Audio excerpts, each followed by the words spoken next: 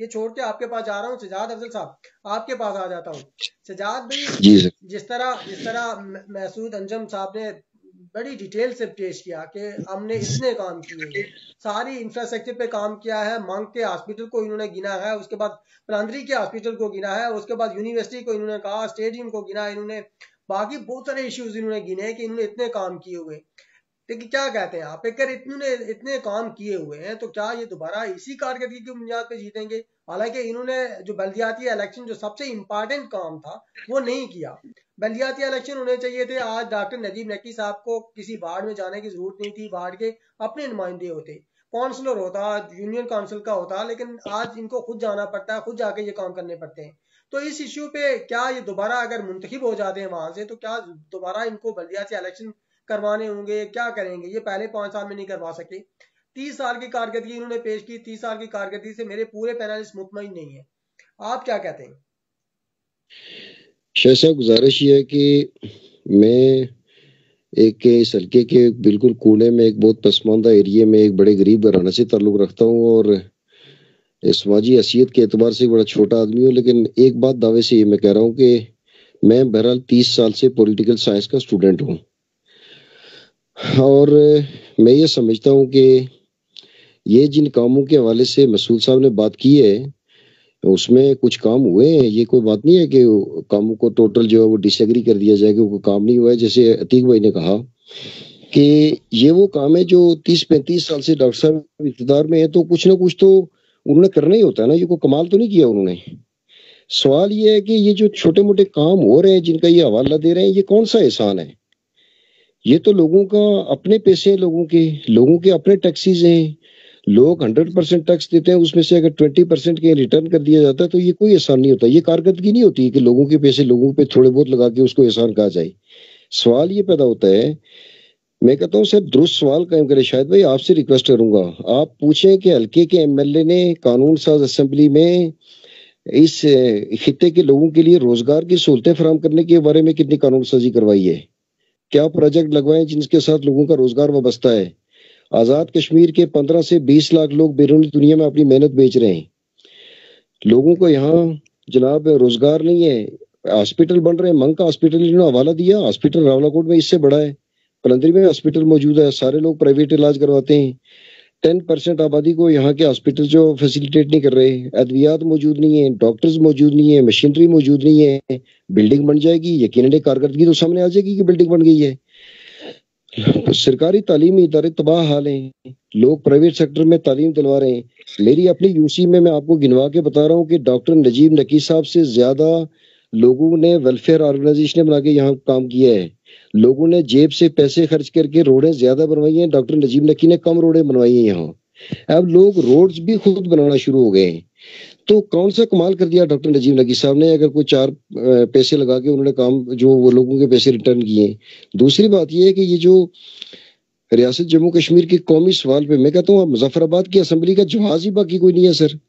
जब फैसला हो गया कि उस तरफ तुम और इस तरफ हम, तो मुजफ्फराबाद की असेंबली क्या कर रही है बैठ के? ये कहना जो हमारी नबीला बहन जी ने कहा कि यूएन की करारदादों के मुताबिक जो है वो मसला हल होना चाहिए, ये वो जुमले हैं जो हम 73-74 साल से सुनते आ रहे हैं।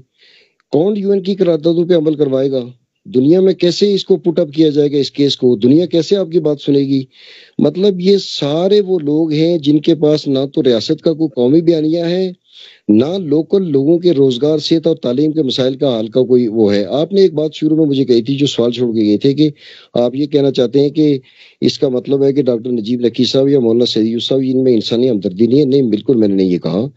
इंसानी हमदर्दी मौजूद होगी और मैं बड़ा एहतराम करता हूँ अपने सारे दोस्तों का जो इस पैनल में मौजूद है या जो पैनल में मौजूद नहीं है। इंसानी हमदर्दी के जो तकाजे हमारे ताल्लुक रिश्ते भी हैं, बहुत लोगों से सबसे वास्ता है। ये मसला नहीं है, पॉलिटिकल विजन की बात कर रहा हूँ मैं। जिस पॉलिटिकल विजन को लेके लोग यहाँ असेंबली का इलेक्शन लड़ रहे हैं वो बहुत लो लेवल का विजन है। इस विजन से कौमें नहीं चलती, कौमों के मसाइल नहीं हल होते। ये बल्दियात के लेवल के इश्यूज हैं जितने जेर बहस हैं। इसलिए मैं अर्ज कर रहा हूँ कि आजाद कश्मीर को बेस कैंप बनाया गया था कि यहाँ जिद्दोजहद आजादी के हवाले से रियासत जम्मू कश्मीर की कौमी वहदत के ऊपर काम किया जाएगा। उस पर कोई काम नहीं हुआ यहाँ और अब ये मसला अपने इख्तिताम की तरफ जा रहा है। हम तो इस इलेक्शन में सर इसलिए जा रहे हैं कि ये इलेक्शन बकौल वज़ीर-ए-आज़म आज़ाद कश्मीर के, वो कहते हैं मैं आखिरी वज़ीर-ए-आज़म हूँ। इस इलेक्शन के बाद इन्होंने इसी तरह की कोई सो कॉल्ड असेंबली बनवा के यहाँ से एक करारदाद लानी है, जैसे जीबी की असेंबली से इन्होंने लाई है। तो हम पब्लिक को तैयार कर रहे हैं। कौमी आज़ादी की जंगें अवामी ताकत से लड़ी जाती हैं। कौमी आज़ादी की जंगें किसी यूएन की करारदादों की मोहताज नहीं होती। दुनिया भर की कौमी आज़ादी की तरीके इस पे गवाह हैं कि कौमें आज़ाद हुई हैं अपनी जिद्दोजहद आज़ादी के साथ, अपनी कौमी जिद्दोजहद के साथ। तो मैं तो कहता हूँ कि ये सारे वो लोग हैं, ये पाकिस्तान की फ्रेंचाइजीज पार्टियां हैं, जितनी भी ये जो पार्टियां हैं, ठीक है। बात की है नबीला जी ने और असद भाई ने, ये तो यकीनन एक मकामी जमात में मुझे वजाहत को करने की जरूरत नहीं है। ये असद भाई को खुद वजाहत करनी चाहिए थी कि जमीयत उलमा इस्लाम आज़ाद कश्मीर का बहरहाल अपना एक मैनिफेस्टो है, जिस तरह जमात इस्लामी का अपना एक मैनिफेस्टो है। ये को पाकिस्तान का एक अखलाकी ताल्लुक तो जमात इस्लामी का भी है, जमीयत उलमा इस्लाम का भी है, लेकिन बहरहाल ये इंडिपेंडेंट पार्टीज आज़ाद कश्मीर में एक्सरसाइज कर रही है, जैसे डेमोक्रेटिक पार्टी नबीला बाजी जो है वो कर रही है। तो मतलब बाकी तो इन पार्टियों के फैसले पाकिस्तान में होते हैं, और मेरे नजदीक पाकिस्तान भी उसी तरह कब्जा किया हुआ है आज तक भी, और इसके बाद भी जैसे हिंदुस्तान ने किया तो बराबर है। क्यों खुल के बात नहीं करते लोगों के साथ? अपने लोगों को मिसगाइड करते रहे हम 74 साल से। जम्मू कश्मीर डेमोक्रेटिक पार्टी की अगर पॉलिसी से आप मुतमईन हो तो आप क्यों नहीं इसी पार्टी के टिकट से इलेक्शन पार्टिसिपेट करते? मैं मुतमईन नहीं हूँ, मैं बिल्कुल कतन मुतमईन नहीं हूँ, नुक्ता नजर से भी मुतमईन नहीं हूँ। मैं कहता हूँ कि एक लोकल पार्टी है बहरहाल यहाँ की, उनके साथ बैठ के बात हो सकती है, वो उसका फैसला यहाँ हो सकता है। ये लोग यहाँ बैठ के डिबेट करके अपने तय फैसला कर सकते हैं, लेकिन जो पाकिस्तान की फ्रेंचाइजीज यहाँ मौजूद है उनके पास कोई इख्तियार नहीं है। आप देखें ना, अभी बने हुए हैं ना ये जो पार्लियामानी बोर्ड बने पार्टियों के, आजाद कश्मीर के 1-2 लोग उस पार्लियामानी बोर्ड में, और उसमें जो 80% लोग पाकिस्तान के बैठे हुए हैं, और ये वहां के फैसलों के पाबंद है बेचारे। इसलिए मैं कह रहा हूँ ये मजबूर है, बेबस लोग हैं। मैं इसलिए कह रहा हूँ, मैं नुक्ता नजर की बात नहीं कर रहा हूँ, स्ट्रांगली डिसएग्री करता हूँ जमीयत उलमा इस्लाम के नुक्ता नजर से भी, डेमोक्रेटिक पार्टी के नुक्ता नजर से भी, जमात इस्लामी के नुक्ता नजर से भी। लेकिन बहरहाल ये यहाँ की मकामी पार्टियां, और यहाँ इनके साथ बैठ के नेगोशिएशन करके यहाँ फैसले किए जा सकते हैं। जिनके फैसले ही लाड़काना में होते हैं, जिनके फैसले ही रायवेंड में होते हैं या बड़ी गाला में होते हैं, उन दोस्तों के साथ बैठ के हम यहाँ क्या बात करेंगे?